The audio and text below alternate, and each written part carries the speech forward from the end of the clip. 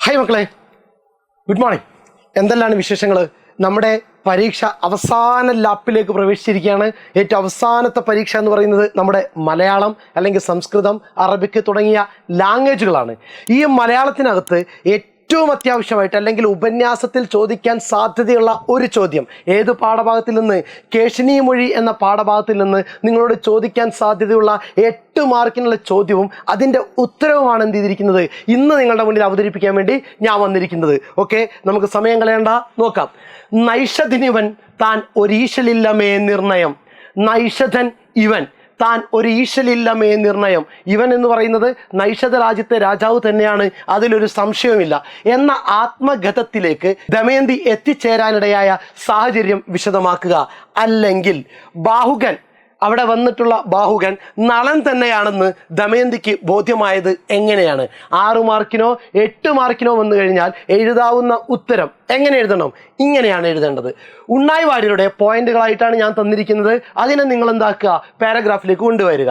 ഉണ്ണായി വാര്യരുടെ നളചരിതം ആട്ടക്കഥയുടെ 4ാം ദിവസം ഋതുപർണനെയും കൊണ്ട് വിദർഭയിൽ എത്തിയ ബാഹുകന്റെ രഹസ്യങ്ങൾ മനസ്സിലാക്കാൻ തോഴിയായ കേശിനിയാണ് ദമയന്തി നിയോഗിച്ചത്. നമ്മുടെ ഉത്തരം ഈ പോയിന്റിൽ ആരംഭിക്കുക.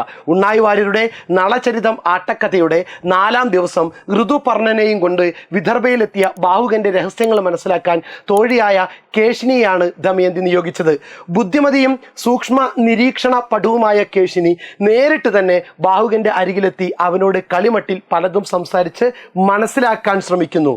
ബാഹുകന്റെ പെരുമാറ്റം സൂക്ഷ്മമായി നിരീക്ഷിച്ച കേശിനി ചില ധാരണകളിലെത്തി. എന്തൊക്കെയാണ് ധാരണ?